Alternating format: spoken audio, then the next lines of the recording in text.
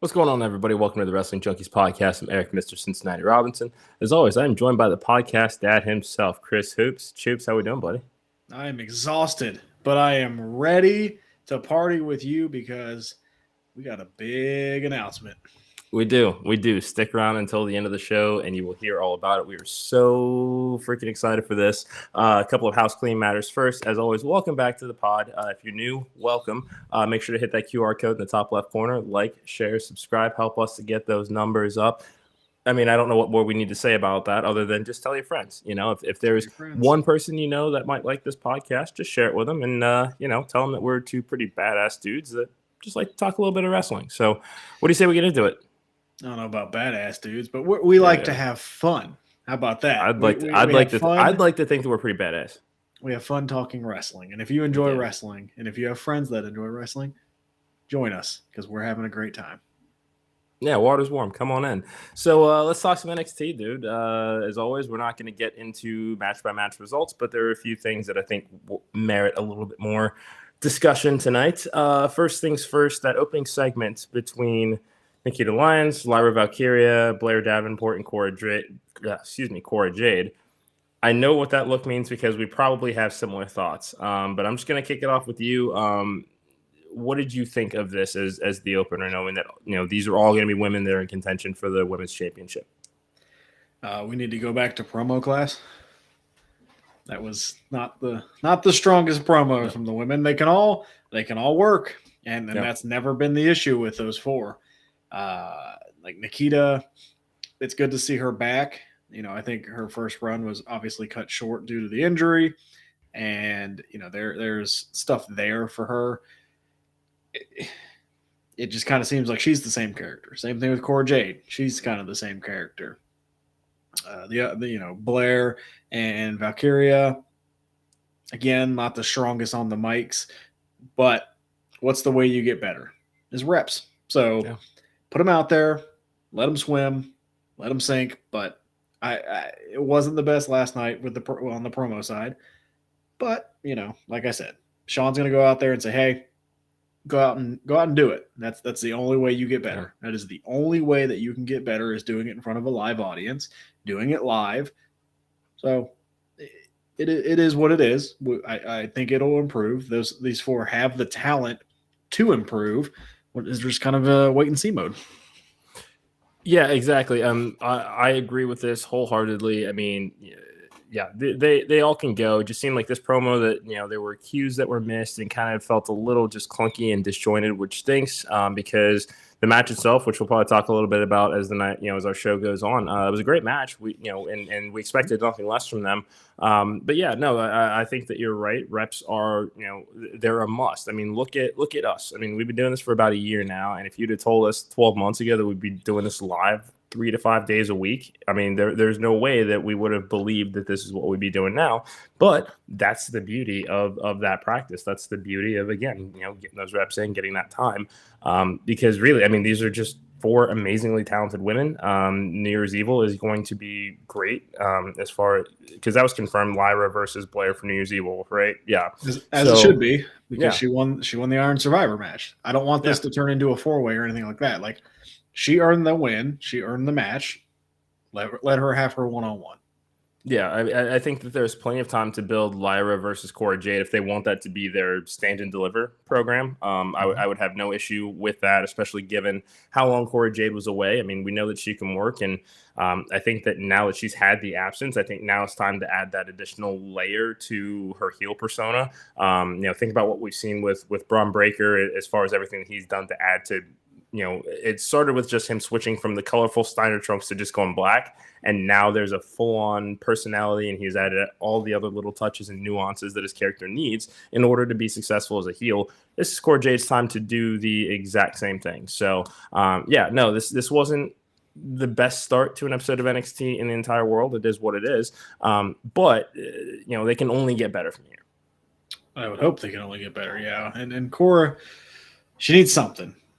She's been a heel for a while, and it just hasn't really clicked quite yet. So she needs something, and I'm hoping maybe a feud with Nikita Lyons will help bring that out. Like, we know she can work in the ring. She had a great feud with Roxanne, so it should be better, I think, at this point.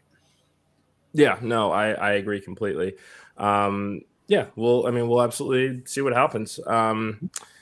Now, you and I also talked about this last night, and I think that we have some differing views on it potentially. The Metaphor loss to Briggs, Brooks Jensen, and Fallon Henley. This is the second loss for Metaphor in a row. Noam Dar took the tap last week and then took the pin this week with Josh Briggs. You're not panicked yet. I'm just starting to get a little sweaty, I guess. Does he still have the Heritage Cup? He does still have the Heritage Cup. And I'm good. Okay. He hasn't lost that type of match. That is his match. We don't see the Metaphor wrestle a ton. So them losing, last week to Chad Gable, which is it's not a. Yeah, that would be fine. Yes, that's that fine. I have no problem with. And they're trying to build this team here with Briggs, Josh Briggs and Jensen, and Fallon Henley is getting a little bit more spotlight. So yeah. I'm not upset at all. You have the Ora Mensa who doesn't wrestle as much, and then Lash Legend who is getting there, but obviously does not have as much ring time. And it kind of fits into the gimmick that they have. They are super uber cocky all the time. And no matter win, lose, draw, they're going to be that way anyway. I think they're fine. I'm not worried about them at all, just for 2 losses in a row.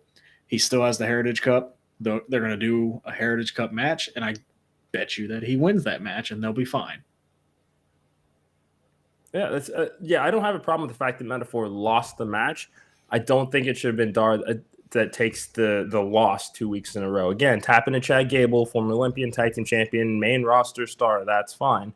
I just think, Ora Mensa probably should have been better slated in that spot, even if you are going to build towards Josh Briggs and Noam Dar for the Heritage Cup, which, again, and Jensen pointed out last night too, this is not necessarily his type of match. This is, we've not really seen a whole lot of singles action from Josh Briggs. And, the things that we have seen him do in non-tag team matches are very impressive. He was awesome in the Iron Survivor Challenge. A bit of a surprise entrant for me personally, but he showed up and he delivered and did what he was supposed to do.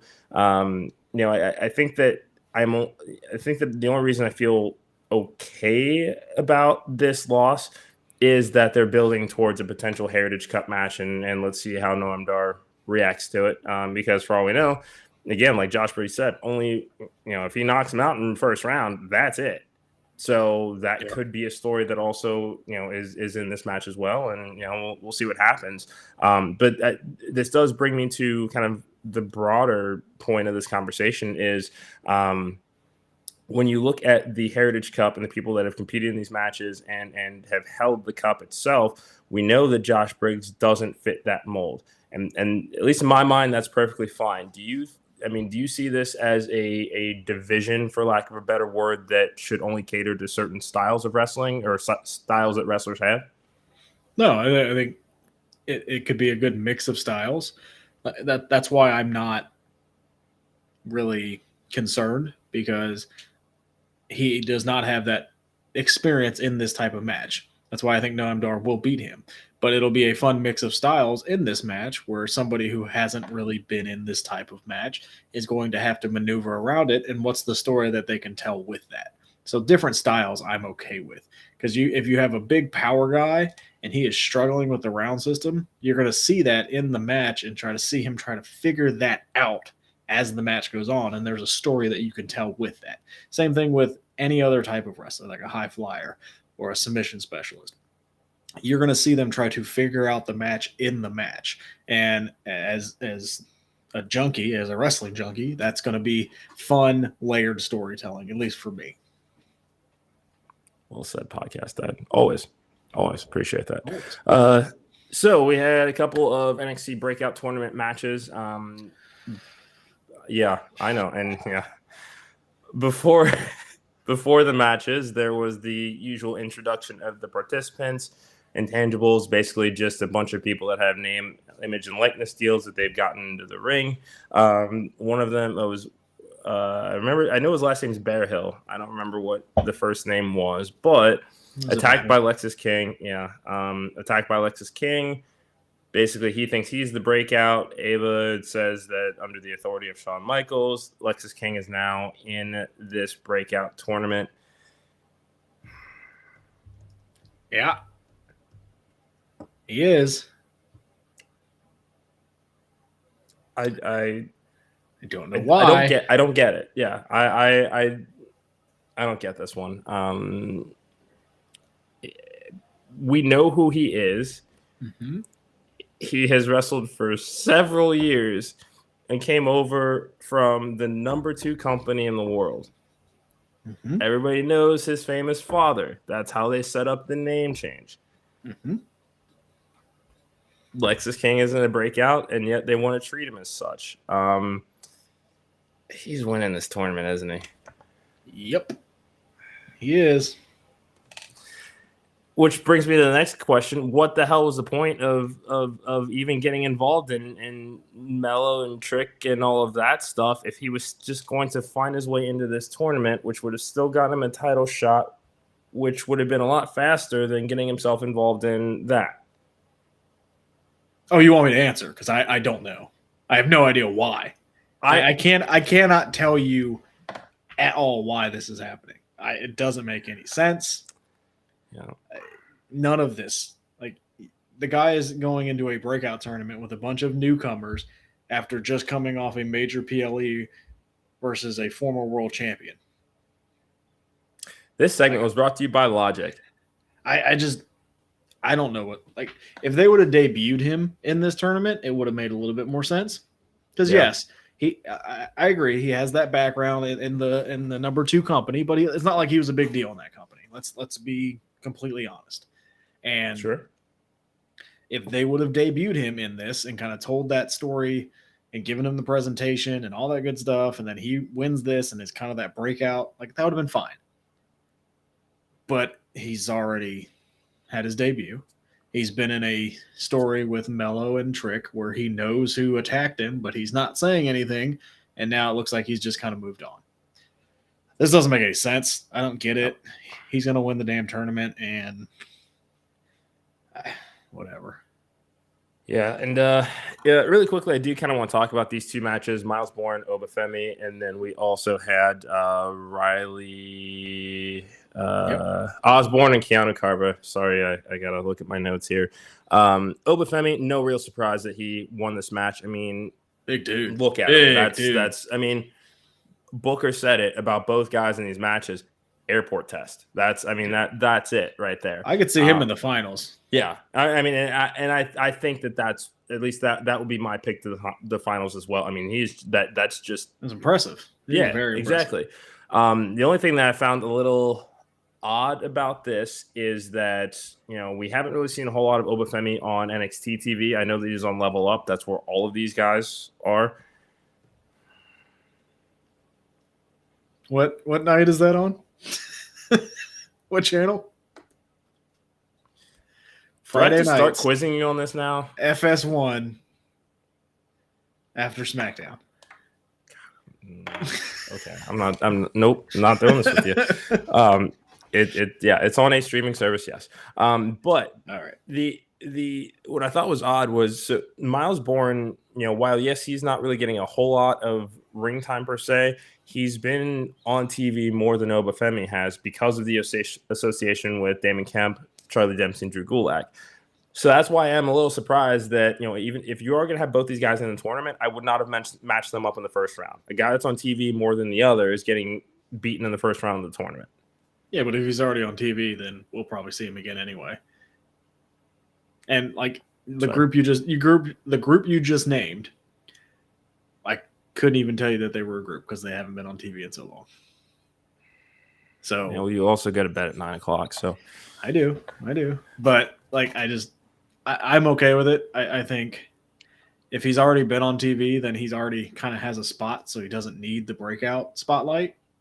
And I think Oba needs it a little bit more because of how impressive he is, and he hasn't been on TV as much. So I'm okay with it. I didn't know we were going to come in today and disagree on everything, but like I'm good with it because if Miles Bourne is in that group, we're going to see him again. And this was kind of a go out there. That's why I like the breakout tournaments is go out there in front of a live crowd and let's see what you can do. So I'm okay with it. Yeah. So, I mean, I hear you when you say that, but then let's look at the other match. Okay. So, Cameron Carver doesn't get a lot of time on TV. Riley Osborne's a part of Chase U, and they've got, quite frankly, the stupidest storyline going in wrestling right now. But Chase U is way more popular than that other group you just named. And that there's another story intertwined in that. Okay. All right. It's 2 stories, actually. That's what I'm saying. Like this one has more meat on the bone for his than the other one. Okay. I look. No. You asked me a question. I answered the damn question. If you want to get angry, get angry. I'm not getting angry with you. I'm not fired up today. Well, that's what we do. That's what this show is. Okay. How many other people get to reference my little black book on live television? All right, look. We're not on TV, anyway, pal. We're not on TV. We're streaming. Level Up Tuesday nights, 10:30. HBO Max. I want so badly to kick you in the shin right now. Can't. Doesn't that suck? Does it suck when you want to do something and you just can't? Oh wait, that's every day of my life, and not mine. So yeah, you want to talk this last segment, dude? I think we need to begin with the segment that happened before. No, that's right. We didn't get into that. So Trick and Mello coming in, all the cameras and lights flashing in Trick's face because he is the Iron Survivor, having a well-deserved moment in the spotlight. Mello heads into the building before Trick does. Next thing we know, Mello has been ambushed. Clutches his knee, gets cleared, turns out he's fine, says he's got some business to take care of. I know who attacked us, and Trick says, I got to go deal with Ilya. Mello comes out, rains on the parade, says it's Ilya, whole thing. Yeah, okay. Now we're up to the main event segment, right? Yep. All right. Started great. It just...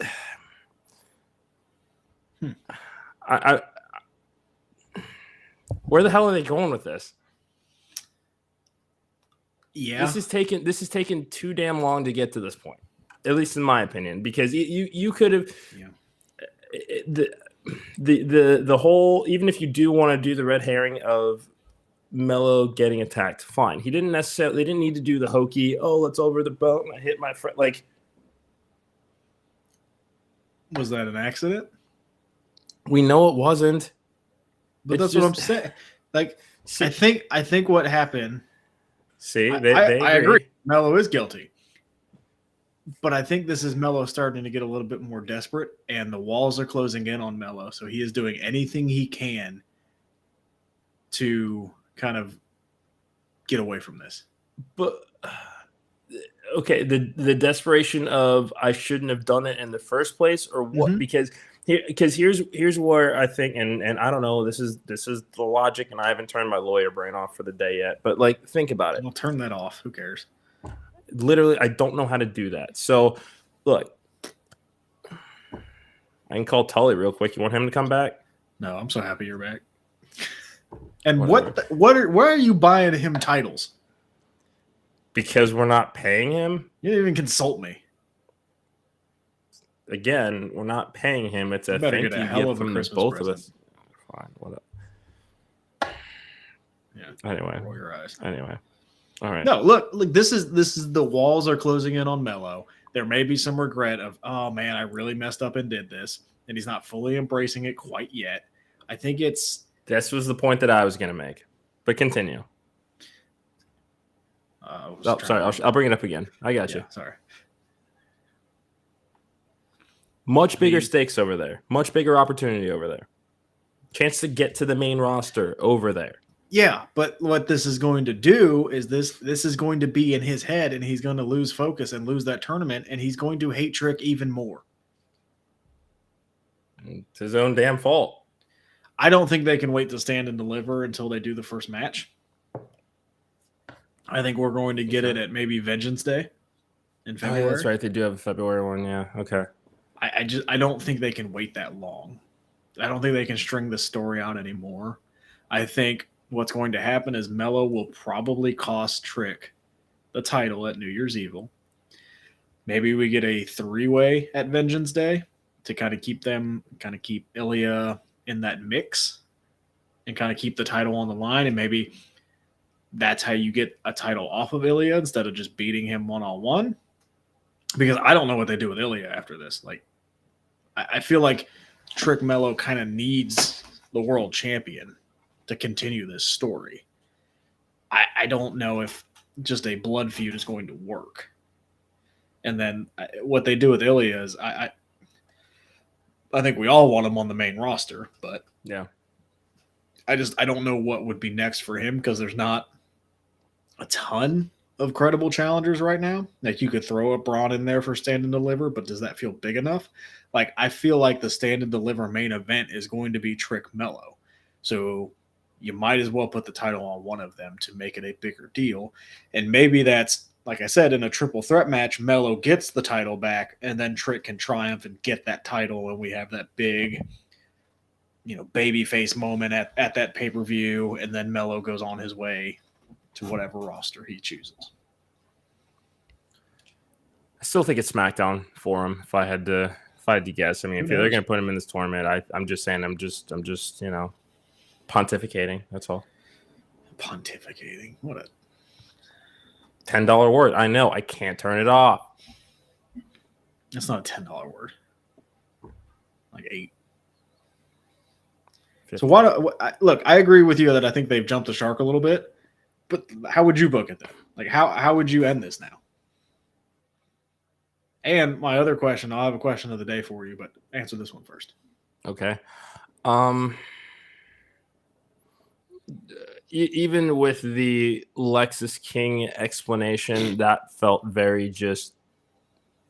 That's the plan that night. Is what we're like. We're just gonna we're moving you out of here. Here's what we're gonna say with this. I don't know. I think. What's that? Like a fart in church. It was not good. Yeah. I mean, honestly, I would go back and do essentially what we saw in 2002, what they are drawing the inspiration from for this story. It did not take them that long to figure out who it was that attacked Shawn Michaels, who now runs NXT. It did not take that long. They had their match at SummerSlam. They had a big 4 pay-per-view. I can understand, again, this could have been, even if you don't have Trick at Halloween Havoc, could have done it at Deadline and 1v1 with them. And I mean, remember, this was a program that lasted the better part of 2 years because they found ways to orbit around each other. Some matches have the world title, others not so much. That's what I'm. That's the problem that I'm having with this. Is if they were going to have it take this long, I would have taken Trick off of television for a little bit longer than they did, and probably would have cut it close to having him in the Iron Survivor match, but an extended absence during all of this would have been a lot more interesting than them doing the whodunit in front of us on TV. All right. Well, 2 questions now then. Okay. So if he's just revealed as the attacker, Melo, will that suffice? Or is that just kind of like, yeah, we knew it and it's kind of meh, like the reaction? Well, that's where we take it a step further, which if you'll recall, okay, let's we don't have a dream sequence here. What happened at the end of that street fight in 2002 at SummerSlam? Triple H attacked him. Yeah. Took him off TV for a while, 4 months until he came back at the Chamber, startled the hell out of Triple H. That's where we start to see Melo try to go back on the rise, including in the United States Championship tournament. Then you can factor in Trick coming in to cost him that to set up a larger program with them. It just I don't know. It's about as clunky as the Steve Austin whodunit. That's my opinion. Last question I'll have for you. Of course. Which one are you more interested in now? The whodunit with Melo and Trick, or who is the devil? Because they have both jumped the shark, and I don't know where either one's going. Yeah. But which one has you more interested at this point?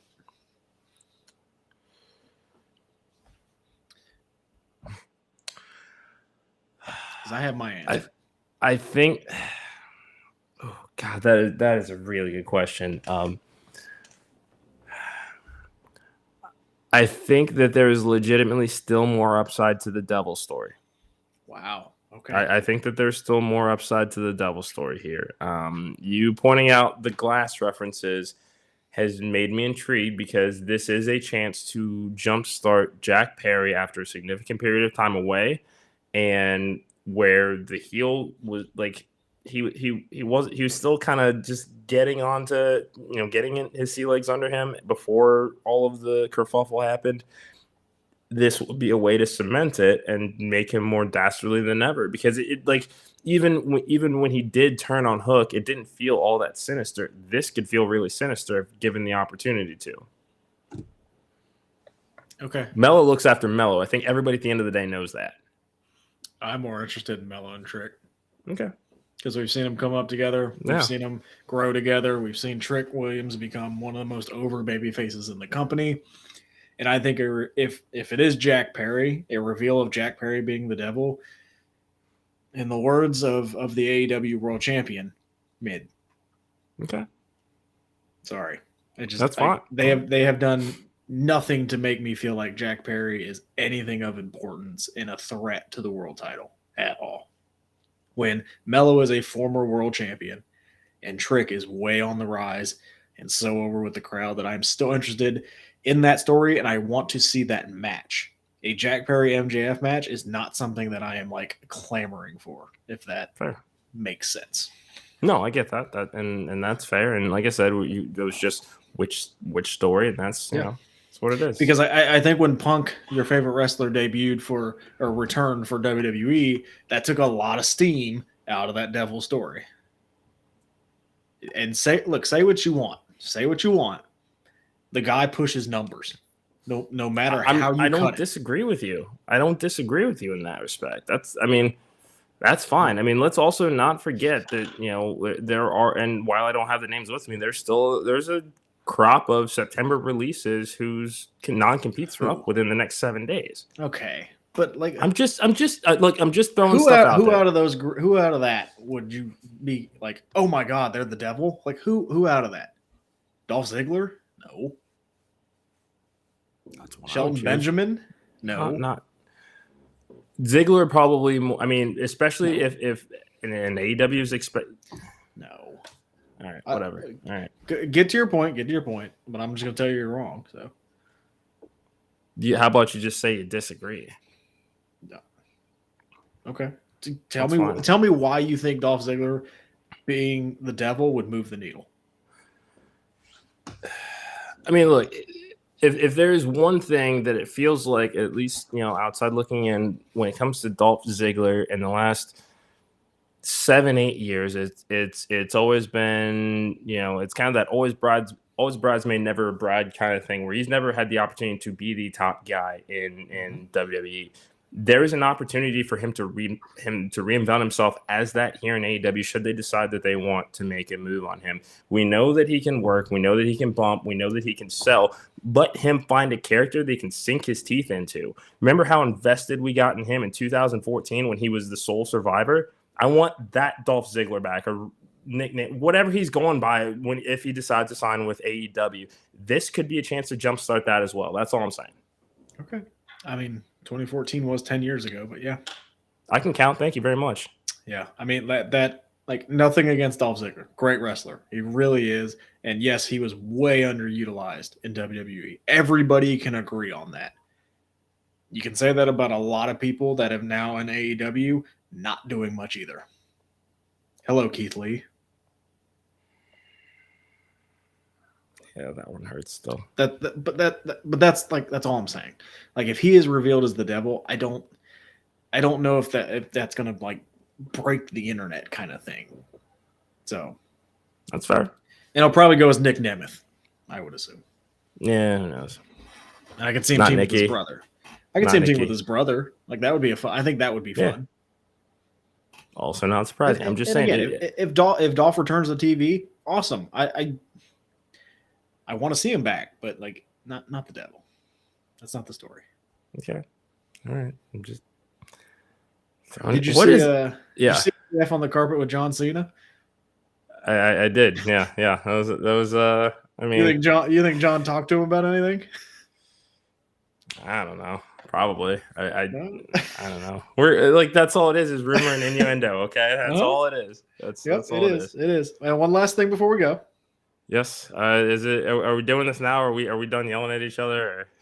Well, no, I got just something that I saw today. Did you Okay. see that your favorite wrestler CM Punk You has have been to stop that. advertised for the holiday tour?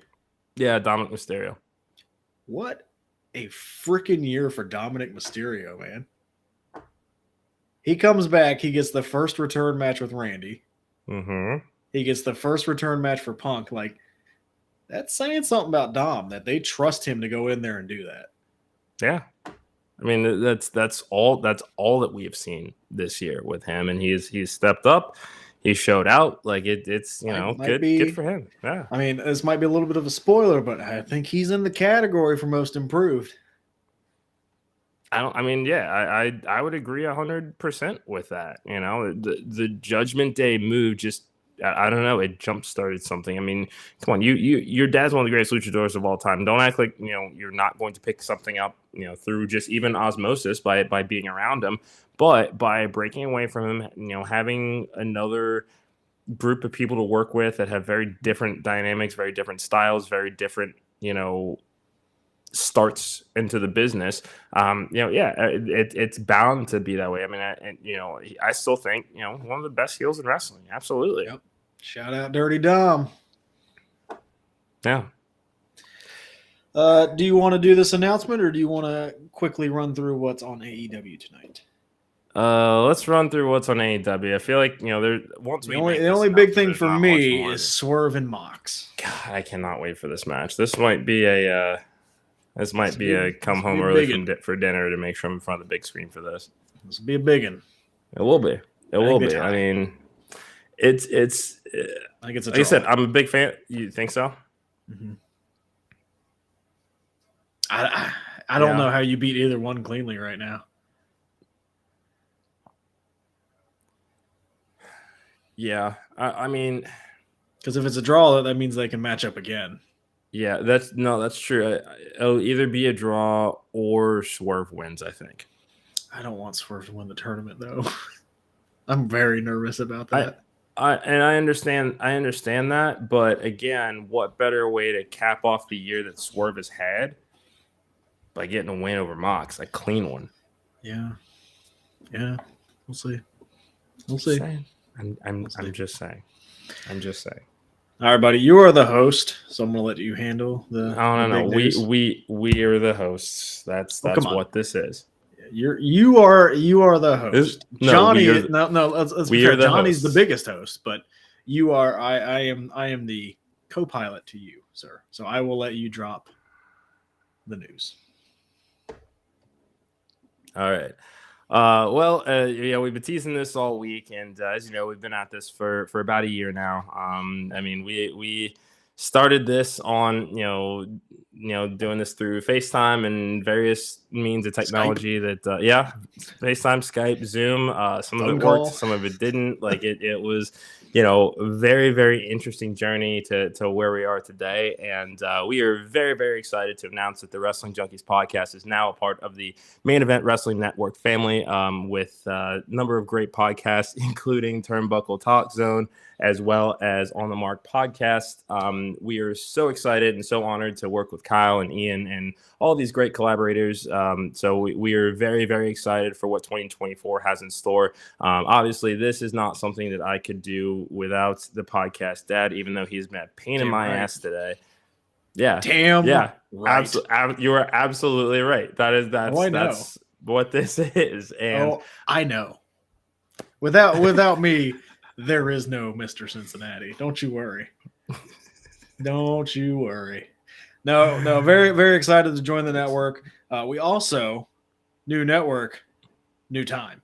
So yes. Starting next Monday, so tomorrow we will still be at the 6:15 time, but starting next Monday we will be going live at 6:30. My schedule has adjusted a little bit, so this makes it a little bit easier on me. Again, I do have a full-time job, and then another full-time job afterwards, being a dad. So this works with our schedule. Just 15 minutes later, obviously we can still get the audio out so you can listen to that whenever you want. But we will be moving to 6:30s moving forward. Absolutely. So again, as we wrap up and as we march towards the end of the year, again, help us to get those social media numbers up. Like, share, subscribe. Again, if you know even just one person that might like this podcast, send it. Yeah, send it their way. Yeah, I mean, the worst that they do is turn it on and say they don't like it and move on. Yeah, it is what it is. I have a very punchable face. I get it. He's an Eagles fan, so yeah, like it's just a talk about punchable face. Yeah, that guy. Yeah, I know. Yeah. So, we appreciate you guys being along for the ride with us. 2024 is going to be exciting now that we are now company men for the Main Event Wrestling Network. We're very excited to get to work. So be on the lookout for some really, really just badass fun stuff. That's fun stuff. No, it's going to be great. That's how you know we're different lives. You're going badass. I say fun because yes, I have to keep it PG, but you do not. Yeah, guys, very excited. Like Eric said, hey friends, subscribe. Get it. Let's get up there. Let's grow together. Let's have some fun. 2024 is going to be big. Stay tuned. We got some, obviously more interviews coming up. Special guest tomorrow. Hopefully, some collaboration with the new network coming up, and just a lot of fun moving forward. And remember, we have to be on our best behavior tomorrow. Okay, things were not necessarily great the last time Naj was on the show. Okay, me. You, sir, need to be on your best behavior. It's a collective little bit. It's a collective bit last time. It's a collective we. Okay, I'm just saying that. I am happy that we will be joined by a wrestler. Dude, you're embarrassing me in front of our new bosses. Come on. I think I care. This is me. This is me. You get what you buy. Yeah. Even though it's free. That was a good line. That's a shirt, buddy. That is a shirt if I've ever heard one. Hey, just remember, world champ. I don't feel like getting up to get my belt. I'm not even getting up to get the belt. A belt holds your pants up. That's a championship, pal. Tell Taco to stop taking my gimmick. You done? Yeah, I am. I'm ready to go. Good.